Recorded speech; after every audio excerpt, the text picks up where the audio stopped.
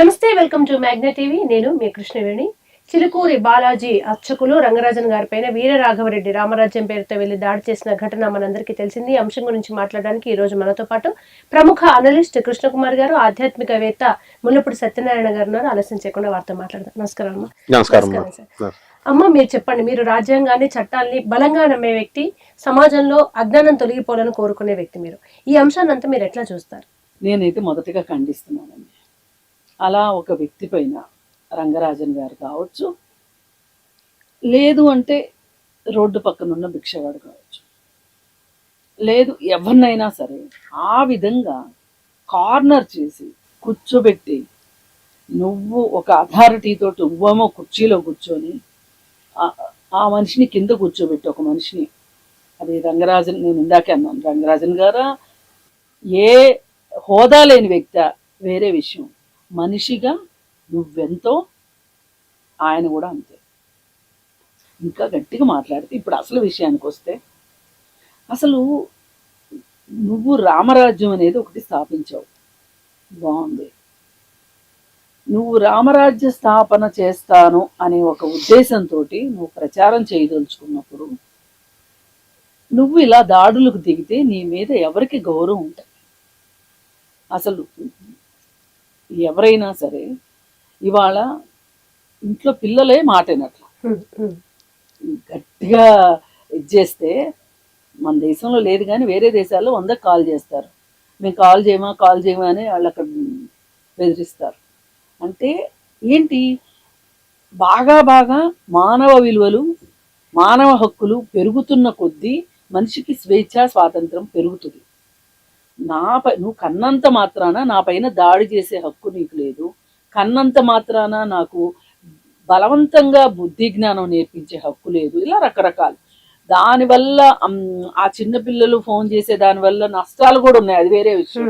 కానీ హక్కుల గురించి, హక్కుల ఉల్లంఘనకి పాల్పడితే గనక ఒప్పుకోని కుటుంబ సభ్యులే ఉన్న ఈ తరుణంలో సమాజం అంత మారింది.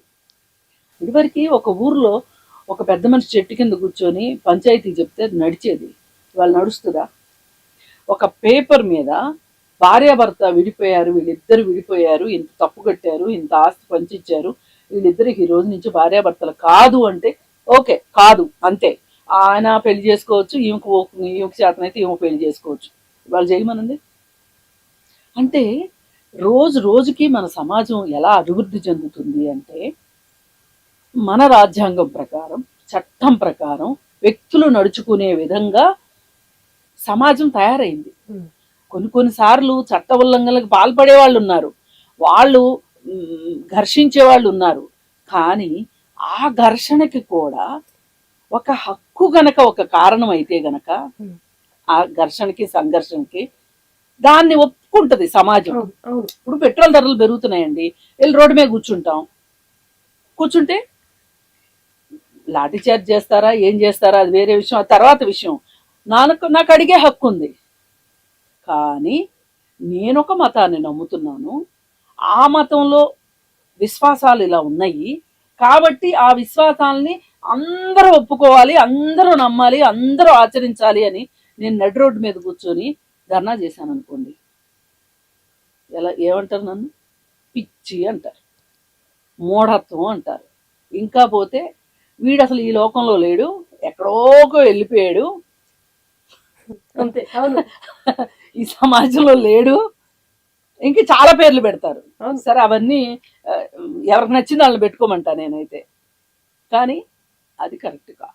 మీరేమంటారండి? ఆధ్యాత్మికవేత్తగా వీరరాఘవరెడ్డి గారు తన పాండిత్యాన్ని కూడా కొంతవరకు ప్రదర్శించారు. అంటే కెమెరాలు ఉన్నాయని మరి తెలుసో తెలియకో పద్యాలు పాడడం, శ్లోకాలు పాడడం, 4వ అధ్యాయం 17వ శ్లోకం అనడం, స్వరం అనడం, ఇవన్నిటిని మీరు ఎలా చూస్తారు? అది పాండిత్య ప్రదర్శనే తప్ప సమస్య పరిష్కారం దిశగా చేసిన పని కాదు. కాబట్టి మన కృష్ణకుమార్ గారు మాకు చాలా ఆదర్శవంతంగా, ఆమె ఎన్నో వీడియోస్లో చిన్నప్పటి నుంచి కూడా మేము గరికపాటి గారిని, చాగంటి గారిని చూస్తూ ఉంటాం. అలాగే సంధ్యక్క, ఆ తర్వాత మన కృష్ణకుమార్ గారు కూడా నిర్మోహమాటంగా క్లారిటీతో ఎలా అయితే ఇస్తున్నారో, ఈ క్లారిటీ ప్రతి పనికి ప్రతి మనిషికి కావాలంటున్నా. అతను చేసినకి దూర ఆలోచన లేదు, ఫోర్సైట్ లేదు. మొట్టమొదటగా మరి కృష్ణకుమార్ గారు చెప్పినట్టుగా ప్రతి హిందువు కూడా ఈ యొక్క చర్యను ఖండించాలి. ఎందుకంటే ఆమె దాడి చేయడం, 20 మంది వెళ్ళిపోవడం, ఎవరైతే దాడి చేస్తారో వాళ్ళ మీద కేసులు పెట్టి ఇప్పుడు చేసినటువంటి పోలీస్ వ్యవస్థ కరెక్ట్గా చేసింది, లోపల పడేసేయాలి. ఈ విషయంలో రంగరాజన్ గారు చాలా అద్భుతమైన సాహసం చేశారు. ఆయన ఏంటంటే పోరాట పట్టిమ అందరికీ చెప్పడం కాదు, చేసి చూపించాలి. ఆయన ఎన్నో ఇష్యూస్లో సుప్రీంకోర్ట్స్లో, హైకోర్ట్స్లో అతను అంటున్నాడు, వీరరాఘవరెడ్డి మాట్లాడితే సుప్రీంకోర్టు అంటావు, హైకోర్టు అంటావు అంటే అదే అనాలి. మరి దాడి చేసుకుంటే ఆటవికం అవుతుంది. కాబట్టి దాని నుంచి సక్సెస్ తీసుకొచ్చారు ఆయన అనేకమైనటువంటి అంశాల్లో. ఒక రోల్ మోడల్గా టెంపుల్ కేవలము ఇలా దర్శనాలకు స్పెషల్ దర్శనాలు ఉండకూడదు, లేకపోతే స్పెషల్ డబ్బులు దోపిడీ చేయకూడదు అని చక్కగా ఆయన తన మిత్రులైనటువంటి వాళ్ళందరి సలహా మేరకు వెళుతూ అందరినీ ఒక ఏకత్రాటి మీద నడిపిస్తూ బ్రహ్మాండంగా తీసుకొచ్చారు. అటువంటి గొప్ప వ్యక్తి, రోల్ మోడల్, ప్రపంచ వ్యాప్తంగా పేరు తెచ్చుకున్నటువంటి పాపం. అందులో వయసుకు మనం గౌరవించాలా. ఆయన హోదాకి, కృష్ణకుమార్ గారు అన్నట్టు హోదాకి ఎప్పుడూ మనం గౌరవం ఇవ్వకూడదు ఎవరికైనా సరే. ఆయన ఒక సామాన్య మనిషికి, ఒక అంబానీకి అయినా ఒక సామాన్య మనిషి అయినా ఇద్దరిని గౌరవించేటటువంటి సంస్కారం కలిగితేనే దాన్నే ఆధ్యాత్మికత, స్పిరిచువాలిటీ అనాల. ఆ పరిణతి అంటారు. ఇతనికి ఆ పరిణతి లేదు. అందువలన వచ్చిన పద్యాలు చదువుతున్నాడు. అసలు ఇన్ఫనైట్ గోత్రాలు ఉంటే ఆ గోత్రాల నీకు తెలియదు అంటున్నాడు. అసలే భద్రాచలంలో రామచంద్ర ప్రభు గోత్రం తెలియకుండా భద్రా దేవస్థానం వాళ్ళే ఇంతకీ తేల్చట్లేదు. ఆ గొడవే తేలట్లేదు అంటే వీడు ఒక కొత్త గొడవ. అందువలన అన్ని పిచ్చి పిచ్చి చేష్టలు అంటారు వీటిని. భక్తి అందువల్లనే మూఢభక్తి ఉండకూడదు. డాగ్బా సెంటర్డ్ ఫిలాసఫీ. భక్తి అంటే ఏంటండి? తల్లిని పూజించడమే భక్తి, తండ్రిని పూజించడమే భక్తి. ఊరికనే పసుపు కుంకాలు వేసేస్తూ దేవుడి దగ్గర మనము ప్రక్కన ఒక స్త్రీకి అన్యాయం జరుగుతుంటే వెళ్ళి ప్రశ్నించకపోవడం భక్తి కాదు. ఈ కుంకాలు పుష్పాలు వేసి రామ రామ కృష్ణ కృష్ణ భజనలు చేస్తున్నాం అనుకోండి, హూ టోల్డ్ దిస్ ఎస్ భక్తి? పువ్వులు వేసేయడం, దేవుడు సృష్టించిన పువ్వులు దేవుడికే ఇవ్వడం, దేవుడు సృష్టించిన పండు దేవుడికే ఇచ్చి 10 రూపాయలు ఇచ్చి 1 కోటి రూపాయలు అడగడం, ఇవంతా కూడా భక్తి కాదు. చిన్న పిల్లల్ని పక్కన ఎవరైనా ప్రతిఘటిస్తుంటే, ఏదైనా చేస్తుంటే మనం వెళ్ళి ప్రతిఘటించాలి. అది భక్తి, నిజమైన భక్తి. కాబట్టి భక్తి పట్ల క్లారిటీ లేదు, ఉద్యమం పట్ల క్లారిటీ లేదు. పేరుకేమో శ్రీరామరాజ్యం అని పెట్టుకున్నారు, రామరాజ్య పరిపాలన తీసుకొస్తానంటే అసలు రామరాజ్యం అంటే ఏంటో తెలియదు వీళ్ళకి. అసలు రాముడిని మర్యాద పురుషోత్తముడు అంటారు. ఆయన శత్రువు శరణు వచ్చినా కూడా స్వీకరించే వ్యక్తి. ఇలా కాళ్ళ దగ్గర పెద్దవాళ్ళని కూర్చోబెట్టి బూటు కాళ్ళతో తొక్కేసి, రామో విగ్రహవాన్ ధర్మ, విగ్రహానికి, రూపం లేని విగ్రహానికి ధర్మాన్ని పోత కింద పోస్తే ఒక చోట వచ్చేటటువంటి రూపమే రాముడు. ఆయన దేవుడు అని ఎవరో చెప్పట్ల. ఆయన దేవుడు అని ఒక్క నిమిషం తాను దేవుడు అని స్పృహ కలిగితే రావణాసురుడిని చంపలేడు. అతనికి శ్రీ మహావిష్ణువు తానే అని తెలీదు. ఎందుకనంటే శ్రీ మహావిష్ణువు ఆయన రావణాసురుడు ఏం వరం అడిగాడు? వాడు మానవుణ్ణి అత్యంత హీనంగా, యమగోళ్ళ సినిమాల్లో అతను ఇది జూనియర్ ఎన్టీఆర్ మోహన్ బాబు చెప్తాడు, తుమ్ముకొక చావు, దీనికొక చావు, అటువంటి మానవులు మీరా మాకు చెప్పేదని. అంత దారుణంగా మానవుణ్ణి అంచనా వేసి అలాంటి సిచ్యుయేషన్లో పరాత్పరుడైనటువంటి భగవంతుడు, అంటే ఆల్ పెర్వేడింగ్, సర్వవ్యాపకుడు, సర్వ స్వతంత్రుడు, ప్రకృతి స్వరూపుడైన వాడు దేవుడు. దేవుడు డెఫినేషన్ బాగా తెలుసుకోవాలి. దేవుడు అంటే 2 చేతులు 2 కాళ్ళు ఉండడం కాదు.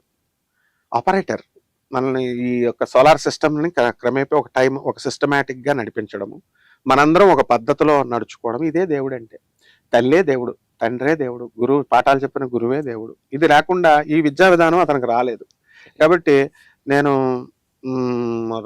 రామరాజ్యాన్ని స్థాపిస్తానంటే రాముడు ఏం చెప్పాడు? రామరాజ్యం అంటే ఏంటి అసలు? తన తల్లి చెప్పిన మాట జవదాటకూడదు. వీడు జాడుతున్నాడా? వీడు చేస్తున్నాడా? తన తండ్రి చెప్పిన మాట జవదాటకూడదు. సోదరులందరినీ మంచిగా చూసుకోవాలా, భార్యను మంచిగా చూసుకోవాలా. తల్లి ప్లేస్లోకి 30 సంవత్సరాల తర్వాత భార్య అనే ఆమె రిప్లేస్ చేయడానికి వచ్చినటువంటి స్త్రీమూర్తి, తల్లి రూపంలో వచ్చినటువంటిదే భార్య అన్నప్పుడు ఈ విడాకుల గొడవలు ఇవన్నీ ఎందుకు వస్తాయి? సో ఇలాంటి మానవీయ విలువల్ని నేర్పినటువంటి గొప్ప మహానుభావుడు అది తీసుకొచ్చి. అంతేగాని రాముడికి సంబంధించింది కాదు రామరాజ్యం అంటే. రామరాజ్యం అంటే ఈ ప్రిన్సిపల్స్, ఈ డాక్ట్రిన్స్ మీద, ఈ పాలసీస్ మీద, ఈ బైలాస్ మీద సమాజం నడిస్తే దాన్నే రామరాజ్యం అంటారు. మేడం, ఇక్కడ వాళ్ళ డ్రెస్సింగ్ గురించి విపరీతమైన విస్తృత చర్చ జరుగుతుంది. కొంచెం విప్లవాత్మకమైన డ్రెస్సింగ్ తో వచ్చారు. ఆ షూస్, ఆ టక్, ఆ యూనిఫామ్ కలరు, కానీ పైన సంబంధం లేకుండా కాషాయ కండువాలు. ఏదో నినాదాలు చేస్తున్నట్టుగా రామరాజ్యం నినాదాలు ఇదంతా ఏదో మళ్ళీ వాళ్ళు వచ్చిన వెహికల్స్ విపరీతమైన కాస్ట్లీ వెహికల్స్, వాళ్ళు ఒక సిస్టమేటిక్ ఏదో కవాతు చేస్తున్నట్టుగా వాళ్ళు రావడం, ఇదంతా కూడా మీకు చూస్తే ఎలా అనిపిస్తుంది? ఇప్పుడు వీళ్ళు మనకి చూడడానికి ఎలా కనిపిస్తున్నారు, బాగా ఆవేశంగా ఉన్నారు.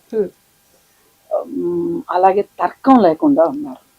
అలాగే మనం ఇప్పుడు ఈ కాలంలో, ఇది 2025 సంవత్సరంలో ఏ మనిషి అయినా ఎక్కడో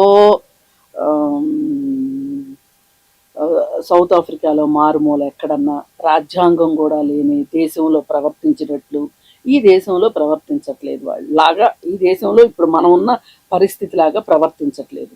వీళ్ళు సెల్ ఫోన్లు వాడుతున్నారు, వీళ్ళు ఈ బండ్లు వాడుతున్నారు, వీళ్ళు షూస్ వాడుతున్నారు. అలాగే ఈ బట్టలు అంటారా, ఈ బట్టలు ఇక్కడ తయారైనయో చైనాలో తయారైనయో ఎవరికీ తెలియదు. ఇప్పుడు వాళ్ళు వేసుకున్న షూస్ భారతదేశంలో తయారైనవి కాదు, ఏదో వేరే దేశంలో తయారైనవి. అలాగే ఇప్పుడు సెల్ ఫోన్ ఉంది. ఈ సెల్ ఫోను అసలు కనిపెట్టింది ఒక క్రిస్టియను, తయారు చేసింది కొంతమంది క్రిస్టియన్ వర్కర్స్ ప్లస్ కొంతమంది ఇండియన్స్ కలిసి చేసి ఉండవచ్చు. అవన్నీ ఇండియాకి వచ్చిన తర్వాత ఇక్కడ అసెంబ్లీ చేసేటప్పుడు ఏ క్యాస్ట్ వాళ్ళు ఏం చేస్తున్నారో ఎవరికి తెలియదు. కానీ మరి మీరు శ్రీరామరాజ్యం అని మీరు అంటున్నప్పుడు అసలు శ్రీరామరాజ్యం ఉన్న సందర్భంలో సమాజంలో ఏ కులం వారికి ప్రాధాన్యత ఉంది, ఏ కులం వారిని అప్పుడు కూడా ఈ వర్ణ వ్యవస్థ ఉంది. ఆ రోజున కూడా వృత్తిని బట్టి కులాన్ని నిర్దేశించిన సందర్భం ఉంది. ఎందుకంటే ఒక బట్టలు ఉతుక్కునే వ్యక్తి అన్నాడు అని చెప్పి రాముడు భార్యను మళ్ళీ అడవులకు పంపించాడు అన్నారు. అంటే బట్టలు ఉతికే వ్యక్తి ఒక కులానికి సంబంధించిన వ్యక్తి అని ఒక కుల వ్యవస్థ, వర్ణ వ్యవస్థ ఇవన్నీ అక్కడ ఉన్నాయి. అంటే మరి బట్టలు ఉతికే వాళ్ళ దగ్గరే ఆగిందా, చెప్పులు కుట్టే వాళ్ళ దగ్గరికి వెళ్ళుండదా? ఆనాటి వ్యవస్థ వాళ్ళు కూడా ఉండే ఉంటారు. మరి ఇవాళ సమాజంలో చెప్పులు ఫ్యాక్టరీలో తయారవుతున్నప్పుడు ఏ కులం వాళ్ళు ఫ్యాక్టరీలో ఉన్నారో ఎవరికి తెలుసు? అంటే ఇంత మారిపోయింది. ఇవాళ మనము అసలు ఇవాళ అంతరిక్షంలోకి వెళ్తున్నాం.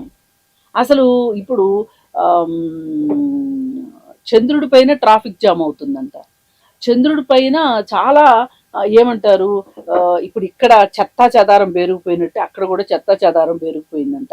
వద్దాక ఎవరో ఒకళ్ళు వెళ్తున్నారు చంద్రుడి మీదకి, వెళ్తుంటే అక్కడ ఏదో ఒకటి వదిలేసి వస్తున్నారు. ఇదంతా నేను ఎందుకు చెప్తున్నానంటే ప్రపంచం ఈ విధంగా ముందుకెళ్తూ ఉంటే మీరు ఈరోజు శ్రీరామరాజ్యం అని చెప్పి మీరు మాట్లాడుతూ ఉంటే మిమ్మల్ని వెర్రివేళగా చూస్తారు తప్పితే వేరేగా చూడరు. కాకపోతే వీరు కేవలం భజనలకే పరిమితం అయ్యారనుకోండి, శ్రీరామరాజ్యం శ్రీరామరాజ్యం అని భజనలకు పరిమితం అయ్యారనుకోండి, వీళ్ళకి గుర్తింపు రాదు. ఇవాళ ఒక ఐడెంటిటీ క్రైసిస్ అనే ఒక జబ్బు ప్రతి ఒక్కళ్ళకి ఎక్కువైపోయింది. ఈ ఐడెంటిటీ క్రైసిస్ తోటి వీళ్ళు మనము ఏదైనా వార్తల్లో వచ్చేటట్లు చెయ్యాలి, వార్తల్లో ఉండాల.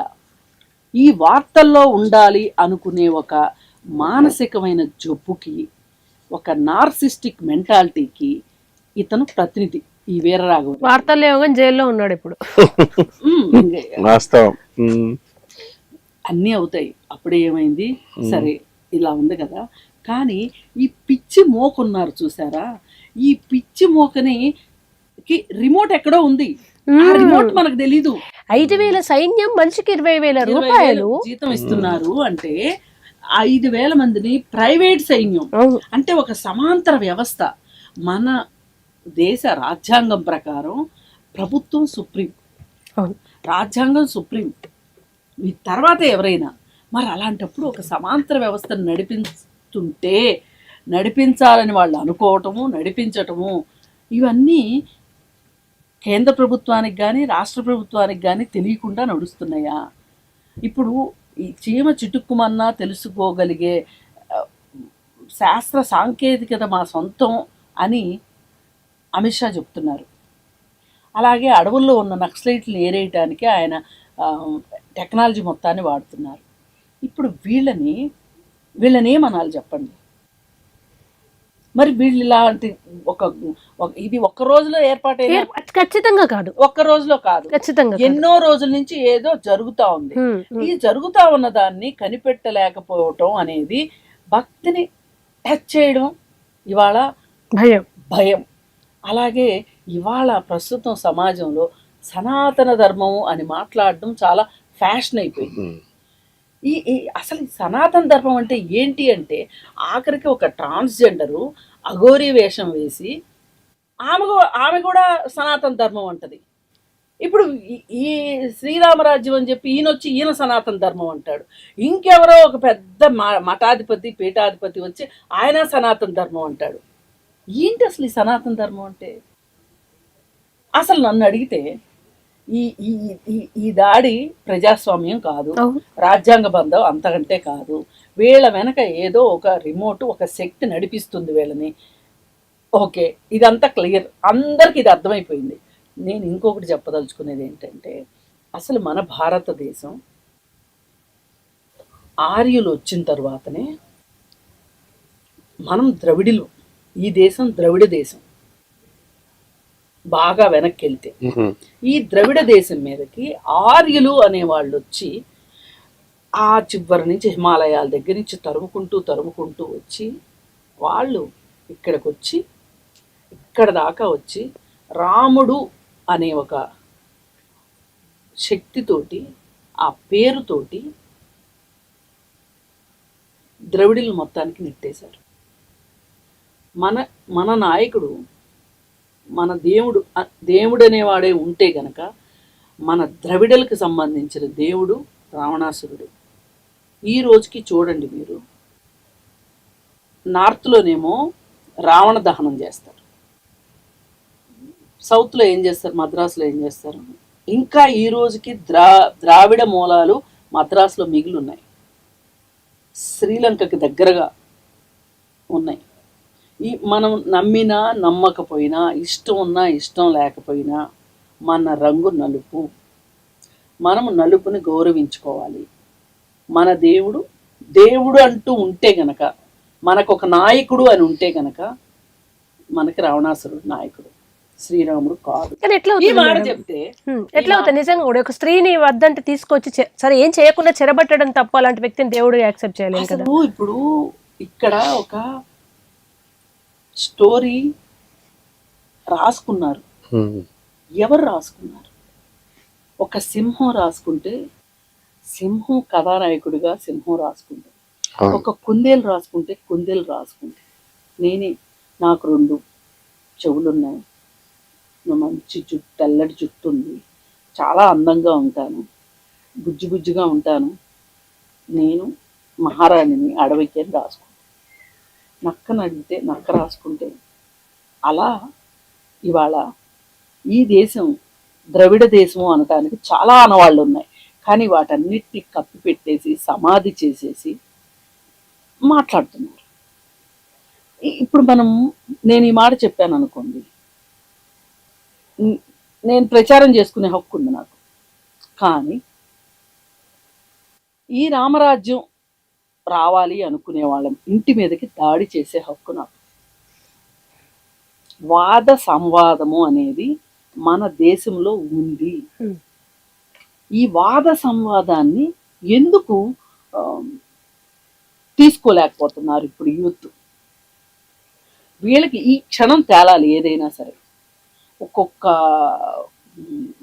కొంచెం పాతకెళ్తే ఒక విషయం గురించి రోజుల తరబడి మాట్లాడుకోవాలి. తర్కం జరిగేది, వాద సంవాదం ఉండేది. ఒకరు ఒక పుస్తకం రాస్తే దాన్ని వ్యతిరేకిస్తూ ఇంకొకళ్ళు ఒక పుస్తకం రాసేవాళ్ళు. ఆ సహనం ఉండేది. ఇప్పుడు విశ్వనాథ్ సత్యనారాయణ గారు రామాయణ కల్పవృక్షం రాశారు, రంగనాయకమ్మ గారు రామాయణ విశ్వవృక్షం రాశారు. ఈరోజు అలా రాసే వాతావరణం ఉందా? ఆ వాతావరణమే ఇలాంటి వాళ్ళని తయారు చేస్తుంది. మీరు దీనికి ఏమంటారు? ఇంతవరకు మేడం మాట్లాడడానికి మీరేమంటారు? మేడం చాలా హేతుబద్ధంగా చెప్పారు. అయితే ప్రతిదానికి కూడా రేషనలిజం ఉండాలి, లాజికల్ కన్సిస్టెన్సీ ఉండాలి, సైంటిఫిక్ అప్రోచ్ ఉండాలి. కాబట్టి నేనేమిటి అందరూ అంగీకరించాల్సింది, ఏకీభవించాల్సిందే, హేతుబద్ధంగా చెప్తున్నారు కాబట్టి. అయితే ఇప్పుడు నాయకుడు రావణాసురుడు అనగానే అందరూ యాక్సెప్ట్ చేయడానికి రెడీగా ఉండరు. మనకి రాముడే నాయకుడు, రాముడే నాయకుడు, రాముడే దేవుడు అని. కానీ ఆవిడ చెప్పినటువంటిది ద్రావిడ సాంప్రదాయంలో రావణాసురుడు శ్రీలంకలో కూడా అంతే. వాళ్ళు రావణాసురుడినే పూజిస్తారు ఇప్పుడు కూడా. మనకు ఒక శక్తిపీఠం ఉంది, ఆ శక్తిపీఠంలో కూడా రావణాసురుడు గుడి ఉంది. ఎందుకంటే నేను వెళ్తూ ఉంటాను, చూస్తూ ఉంటాను. మేబీ ఇది కరెక్ట్ అవ్వచ్చు, తప్పకపోవచ్చు. కానీ ఇప్పుడు ఒక రాజు పాలనలో కొంతమంది ప్రజలు ఉంటారు. అది కర్మవశాత్తు మంచికో చెడుకో వాళ్ళ కింద ఉన్నంత మాత్రాన అతని కింద ఆ కాలంలో పరిపాలించబడ్డ వాళ్ళు ఇది ఉండొచ్చు. కానీ క్యారెక్టరైజ్ పరంగా చూసుకుంటే రాముడి దైవత్వ లక్షణాలు, రావణుడికి రాక్షస లక్షణాలు ఉండొచ్చు కదా. నేను చెప్తాను. ముప్పాళ్ళ రంగనాయకమ్మ గారు నాకు పరిచయం. విశ్వనాథ సత్యనారాయణ గారు రామాయణ కల్పవృక్షం చేసినప్పుడు, ఏమిట్రా బాబు, మా చిన్నప్పుడు మా మాస్టర్ చెప్తుంటే ఈవిడేమిట్రా బాబు రాముడిని ఎలా చెప్తుంది అని, నేను రామభక్తుడినే కాబట్టి అనగానే ఆవిడ గ్రంథాన్ని మనం చదవాలి, మొత్తం పూర్తిగా వింటే అప్పుడు ఎక్కడ తప్పు చెప్పారు. ఆమె రాముడిని ఏమనలేదు. ఆమె ఎలా రాస్తారంటే, ఒక రాజరిక వ్యవస్థలో రాజు ఇక్కడ రాముడు అవ్వచ్చు, రావణాసురుడు అవ్వచ్చు, యథారాజా తథా ప్రజ. అందువల్ల రావుడికి ఉండాల్సినటువంటి 64 ప్రొపెన్సిటీస్, రాజలక్షణాలు ఈ విధంగా ఉండాలి. రాజు అనేటటువంటి వాడు, రాముడు రాజుగా ఉన్నప్పుడు మరి భార్యను వదలకూడదు. ఇట్లా కొన్ని చెప్పారనమాట. సో ఎవరికైతే అభ్యంతరాలు ఉన్నాయో వాళ్ళంతా ముప్పాళ్ళ రంగనాయకమ్మ గారు అంత ఆషామాషిగా తీసిపారేసే వ్యక్తి కాదు. ఆమె చాలా డెప్త్స్ ఉన్నటువంటి రైటరు. మా విశ్వనాథ సత్యనారాయణ గారిని ఢీకొన్నప్పుడు డాక్టర్ సి నారాయణ రెడ్డి గారి దగ్గర నుంచి ఎన్టీఆర్ గారు మొత్తం అందరూ కూడా విద్వత్తులు ఉన్నటువంటి వాళ్ళంతా కూడా ఆ పుస్తకాలు చదివారు. అండ్ ఎవరు ఏమీ అనలేదు. అయితే రాముడు అనగానే ఎలా అంటే మనకి దైవం నరనరాల్లో వచ్చేసింది. మనం ద్రవిడ సంప్రదాయాలు ఇవన్నీ పక్కన పడేస్తే, ధ్యాయే దాజానుబాహుం ధృతశరధనుషం బద్ధ పద్మాసనస్థం పీతం వాసోవసానం నవకమల దళస్పర్ధినేత్రం ప్రసన్నం వామాంకారూఢ సీత ముఖకమల మిలల్లోచనం నేరదాభం నానాలంకార దీప్తం దతత మురజటామండలం రామచంద్రం. అంటే ఈ ధ్యాన శ్లోకంలో ఏం వర్ణించాం మనము? శ్రీరామచంద్ర ప్రభు యొక్క కనులు నవకమలాలు అంటే అప్పుడే వికసించినటువంటి కళ్ళు ఎంత ఫ్రెష్గా ఉంటే అంత ఫ్రెష్నెస్ అని. ద్రావిడ్లు ఇప్పుడు వాళ్ళు రావణాసురుడిని అలాగే చేస్తారు. ఇక్కడ గమనిస్తే రామచంద్ర ప్రభువు శూర్పణఖ ముక్కునికి వస్తారు. అంటే స్త్రీ, ఈమె తప్పు చేసింది, అక్కడ శూర్పణ ముక్కు కోయడం తప్పు అని చెప్పి చాలా మంది వాదిస్తారు. లక్ష్మణుడు కోయిపించాడని. అంటే అబెట్మెంట్ అనే కేసు రాముడి మీద పెట్టాలన్నట్టు. రావణుడు కూడా సీతను ఎత్తుకు వెళ్ళడము ఇదంతా ఎవరో హర్షించరు. కానీ సీతని ఏం చేయలేదు ఆయన. ఒకటి. రెండవది అంటే మేడం అన్నట్టుగా ఎవరు రాసుకున్నారు కాబట్టి వాళ్ళు ఇప్పుడు మనకి ద్రావిడ రామాయణం ఉంది, ద్రవిడ వేదాలు ఉన్నాయి, ఆళ్వార్లంతా కూడా ద్రవిడ దాంట్లోకే వస్తుంది. ఇది ఆ ఇష్యూ జయలలిత గారు ఉన్నప్పటి నుంచి ఇప్పటి వరకు ఇంకా తేలలేదు.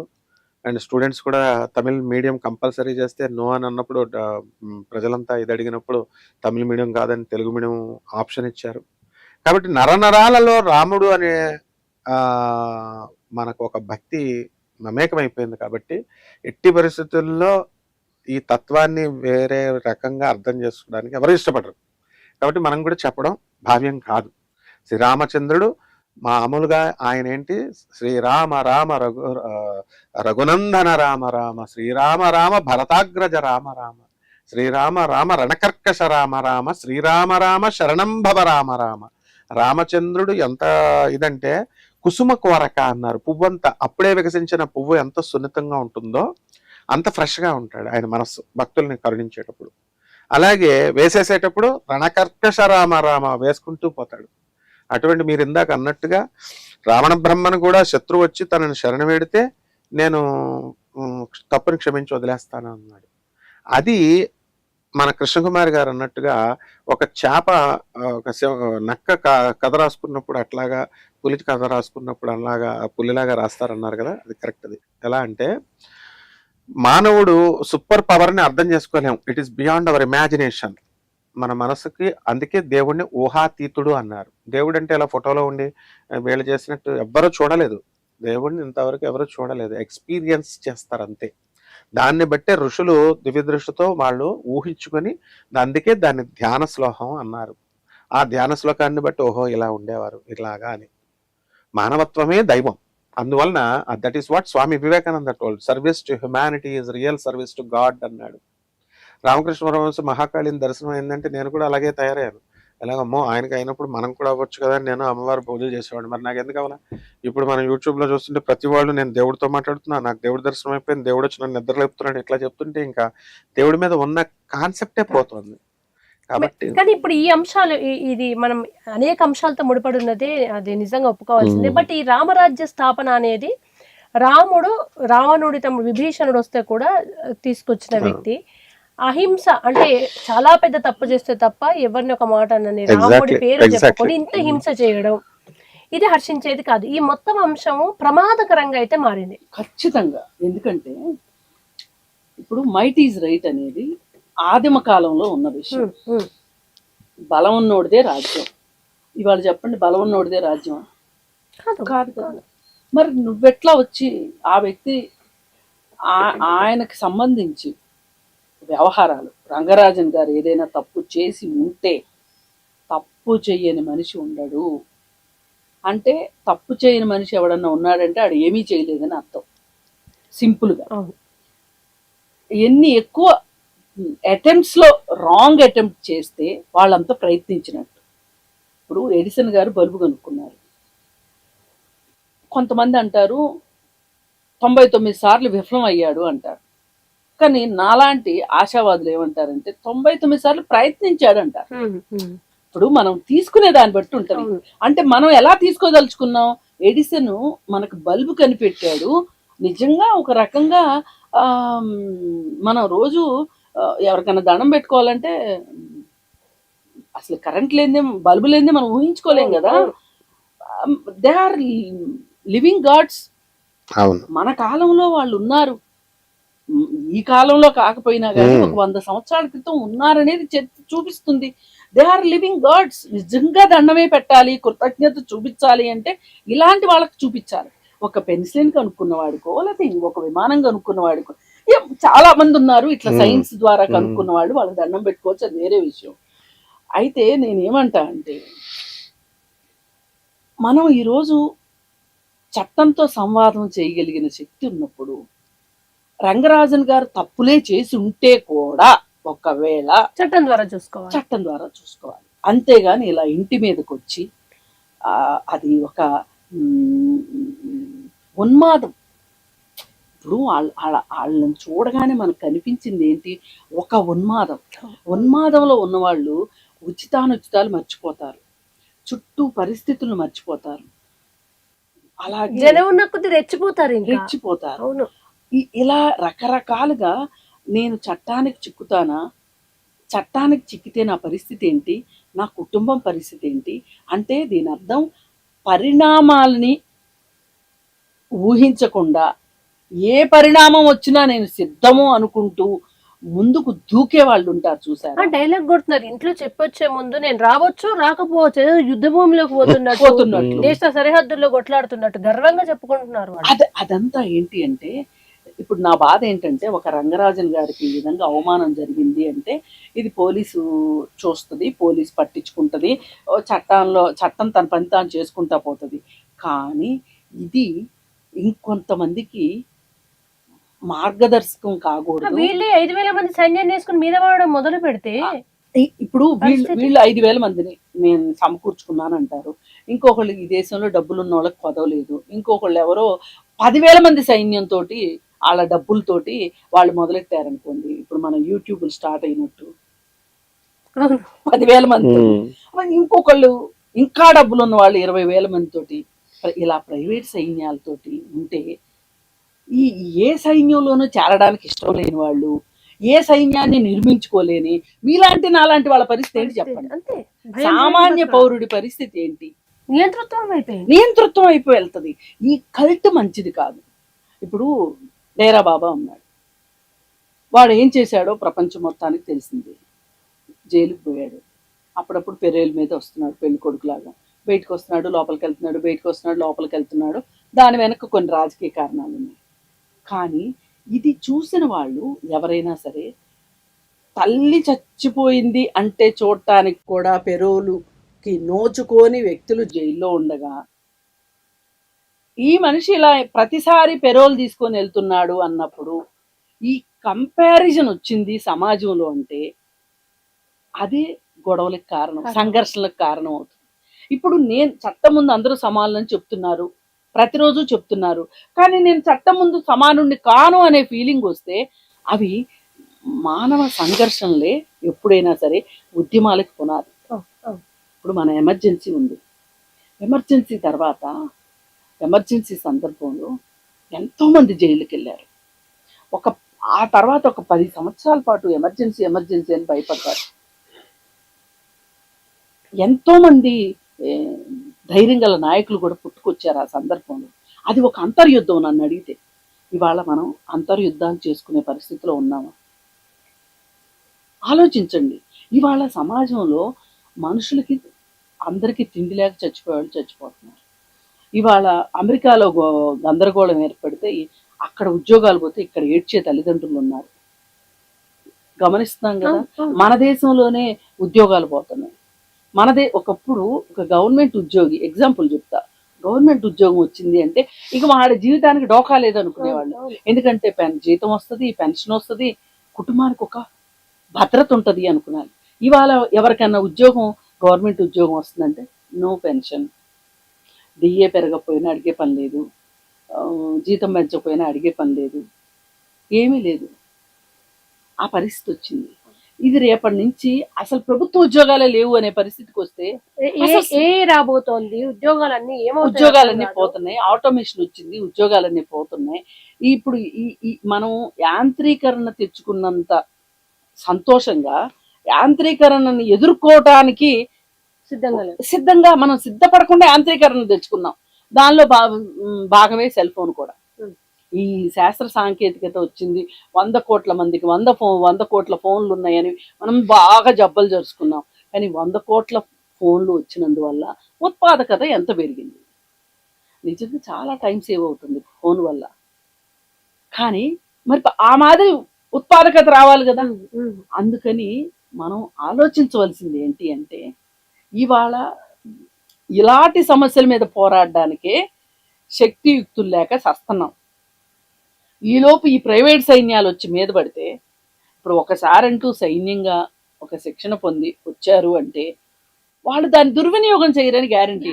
ఇప్పుడు దుర్వినియోగం చేస్తున్నారు కదా, ఆల్రెడీ చేస్తున్నారు. రేపు దీనికి ప్రతిగా ఇంకొక గ్యాంగు, మళ్ళీ వీళ్ళిద్దరికి ప్రతిగా ఇంకొక గ్యాంగ్ వస్తే ఈ గ్యాంగ్ వార్లు చేసుకోవడానిక మనం ఇంత అధునాతనంగా తయారైంది మనుషులు? అందుకోసం ఏంటి అంటే ఇట్లాంటి వాటిని ఉపేక్షించకూడదు. దయచేసి ఎవరైనా యూత్ వీళ్ళకి ప్రభావితం అయితే గనక మీ నెక్స్ట్ డెస్టినేషను జైలే ఉంటుంది. ఒక్కసారి ఒక యువకుడు జైలుకి వెళ్ళాడు అంటే, కేసు నమోదు అయ్యింది అంటే అతనికి వీసారా, పాస్పోర్ట్ ఇవ్వరు, ఏదైనా దేశం వెళ్ళాలంటే అవ్వదు, గవర్నమెంట్ జాబ్లు అప్లై చేయడానికి ఉండదు. మరి ఈ పరిస్థితులు వస్తాయి. మరి ఇక్కడ ఉచితమో అనుచితమో తెలియదు. కానీ మొన్న ఒక అతనికి, మనకు తెలిసిన అతనికి ఆర్మీలో ఉద్యోగం వచ్చింది.